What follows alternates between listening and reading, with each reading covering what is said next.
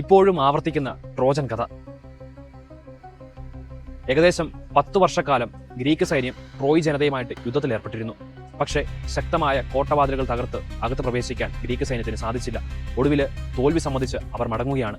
മടങ്ങുന്നതിന് മുൻപ് ട്രോയ് ജനതയ്ക്ക് ഒരു സമ്മാനം അവർ നൽകുകയാണ്, ഒരു വലിയ മരക്കുതിര. ട്രോയ് ജനതയുടെ പോരാട്ട വീര്യത്തിന് സമാധാന സമ്മാനമായിട്ട് ഗ്രീക്കുകാർ ആ മരക്കുതിരനെ കോട്ടവാതിലിന് മുൻപിൽ സമർപ്പിച്ച് മടങ്ങുകയാണ്. പിറ്റേന്ന് ട്രോയ് ജനത തങ്ങൾ യുദ്ധത്തിൽ വിജയിച്ചു എന്ന് പറഞ്ഞ് ആ മരക്കുതിരനെ കൊട്ടാരത്തിനുള്ളിലേക്ക് കൊണ്ടുവരികയാണ്. അവർ അന്ന് ആഘോഷിച്ചു. പക്ഷേ ആ മരക്കുതിരയ്ക്കുള്ളിൽ ഗ്രീക്ക് സൈന്യം ഒളിവിലുണ്ടായിരുന്നു.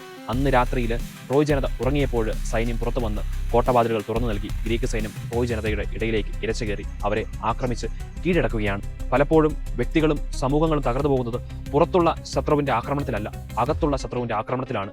സഭയോ രാജ്യമോ രാഷ്ട്രീയ പാർട്ടികളോ വ്യക്തികളോ തകരുന്നത് അകത്തുള്ള കലഹങ്ങൾ മൂലമാണ്. നമുക്ക് ചിന്തിക്കാം, സുഹൃത്തായിട്ട് അധികാരികളായിട്ട് കൂടെയുള്ളവര് സഭയെയും സമൂഹത്തെയും തകർക്കാനാണോ അല്ലെങ്കിൽ വളർത്താനാണോ ശ്രമിക്കുന്നത്? ട്രോജൻ വൈറസുകൾ ഇന്നും ആവർത്തിക്കപ്പെടുന്നുണ്ട്, അത് കൂടെയുണ്ട്.